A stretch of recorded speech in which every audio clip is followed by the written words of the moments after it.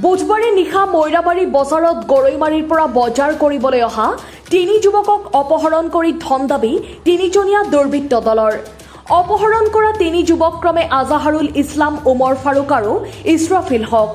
যুৱককেইজন Moirabari rail ষ্টেচনৰ ওচৰত আবদ্ধ কৰি দুৰ্বৃত্তৰ দলটোৱে ৩ লাখ টকা দাবী কৰে যুৱক তিনিজনৰ পৰা।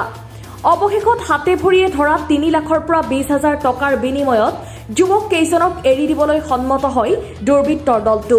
দাবীকৃত ধন ফোনপেৰ জৰিয়তে চক্ৰটোৱে লয়।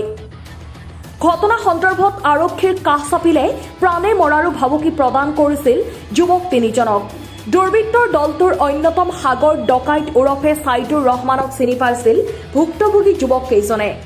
ভুক্তভোগী তিনি যুৱকে ঘৰত গৈ পৰিয়ালৰ লোকক সকলো কথা অৱগত কৰাৰ পিছত যুৱক কেইজনৰ গাঁৱৰ পৰা এটা দলে মৈৰাবাৰীৰ সাগৰ ডকাইতৰ বাহিনীটোক বিচাৰি যুৱক কেইজনৰ সৈতে উপস্থিত হয়। এখন জুচৰ দোকানত জুচ খাই থকা অৱস্থাত সাগৰক প্ৰত্যক্ষ কৰি মৈৰাবাৰী ৰাইজৰ সহযোগত সাগৰক কৰায়ত্ব কৰি উত্তম মাধ্যম সোধাই সাগৰ ওৰফে ছাইদুৰ ৰহমানক মৈৰাবাৰী আৰক্ষীক গতাই দিয়ে। গণৰোষৰ বলি হোৱা সাগৰে অপহৰণ কাণ্ডৰ কথা স্বীকাৰ কৰি অন্য দুই অভিযুক্ত ক্ৰমে ৰবচন খান আৰু মুস্তাক ফাইজুৰ ৰহমান নামৰ দুৰ্বৃত্ত দুটাও অপহৰণ কাণ্ডৰে জড়িত থকা বুলি স্বীকাৰ কৰে আৰক্ষী সূত্ৰই জানিবলৈ দিয়ে। ইফালে দাবী কৰা ধন মুস্তাক ফাইজুৰ ৰহমানৰ একাউণ্টত ফোনপে জৰিয়তে লোৱাৰ কথাও স্বীকাৰ কৰিছে সাগৰে। উল্লেখযোগ্য যে সাগৰ পূৰ্বে সংঘটিত কেইবাটাও জঘন্য হত্যাকাণ্ডৰ হত্যাকাৰী। আনহাতে ৰবচন নাৰী সৰবৰাহ আৰু ড্ৰাগছ সৰবৰাহকাৰী গোচৰত পূৰ্বে অভিযুক্ত।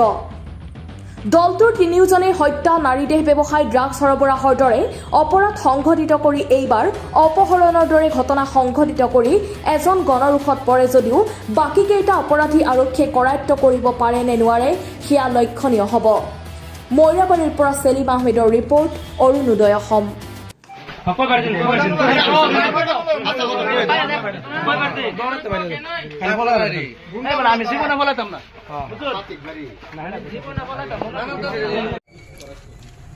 তোমাৰ নাম কি?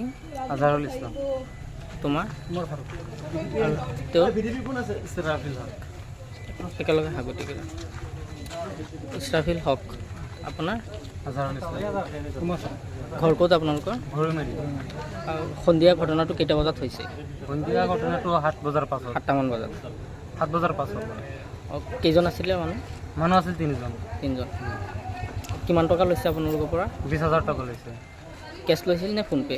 ফোনপে স্কেনাৰ লৈছে। তাৰপিছত তেওঁক কেনেকৈ ধৰিলে আপোনালোকে? কেনেকৈ ধৰিছে মানে বজাৰৰ পৰা গৈ আছোঁ, যাওঁতে সিহঁতৰ ছিংগল দিলে, ৰখাবৰ কাৰণে ৰখিছোঁ। মোবাইলটো দিছে, কৈ আছে যে মোবাইলটো দিছোঁ চাওঁ। মই মোবাইলটো দিয়া নাই। তাৰপিছত সি মোক ভাঙি ধৰিলে, তাক ধৰিলে। তিনিজন মানুহক লৈ গ'ল। ই যে ৰেলৱে ষ্টেচন পাঞ্জিকেনাটো যে আছে তাত লৈ গ'ল।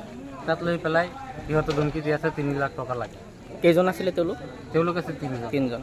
তাৰপিছত 3জন আছিল, 3 লাখ টকা ডিমাণ্ড কৰি আছিল। 3 লাখৰ পৰা গৈছে 1 লাখ। 1 লাখৰ পৰা গৈছে 90,000। 90,000 টকাৰ পৰা পাছত গৈছে 60,000। 60,000 টকাৰ পাছত গৈছে যে এই 30,000 টকা লাগিবই। তাৰপিছত কিমান টকা দি মুকলি হ'ল আপোনালোক? কিমান টকা দি মানে ঘৰৰ মানুহ কথা পাতিছে, সিহঁতৰ লগত কথা পাতি 20,000 টকা মিলাই দিছে। সেইটো স্কেনাৰ আমাৰ হাতত। পইচাখিনি দিয়াৰ পিছত আপোনালোকক এৰিলে? আমালোকক এৰিছে। তাৰপৰা ঘৰৰ মানুহ ক'লে যে তহঁত আহি যা, মই আহি আছোঁ, নহ'লে তহঁতক ৰিটাৰ্ণ টেক কৰি থাকিব, কিবা কৰিব পাৰে, সেইকাৰণে জল্দি ওলাই আহে। তেওঁলোকৰ লগত কিবা অস্ত্ৰ আছিল নে খালী? অস্ত্ৰ দেখা নাই, কিন্তু হুমকি দিছে যে মাৰি পেলাব। সিহঁতে আগতে 2টা 3টা, সি এটা মাৰ্ডাৰ কৰিছে, এনেকুৱা কৈ আছিল। ভয় হুমকি দি দেখাইছে? আছিল আমাক। নামকেইটা গম পায় নেকি কোন কোন আছে? নামকেইটা কোৱা নাই সিহঁত। আৰু এজনক যে ধৰিলে লাষ্টত সিহঁতে কৈছে যে তহঁতৰ নামত কমপ্লেইন কৰিম, ফটো ৰাখিছে। আমাৰ 3জন মানুহক ফটো ৰাখিছে। 3জন মানুহ জানে যে একোই কৰা নাই। বিনা কাৰণত যে ফটো ৰাখে, কিবাতো এভিডেঞ্চ নাথাকে সিহঁতৰ হাতত। এভিডেঞ্চ থাকিলেহে আমাক ধৰি পাব। বিনা কাৰণত ফটো 3জনক ফটো ৰাখিছে, তাৰপাছত তাৰ চাৰ্টটো ৰাখি দিছে। এতিয়া মানুহজনক যে আপোনালোকে ধৰিলে থানাত দিছে নেকি? থানাত দি দিছোঁ। কোনটো থানাত দিলে? এইটো মৈৰাবাৰী। ঠিক আছে।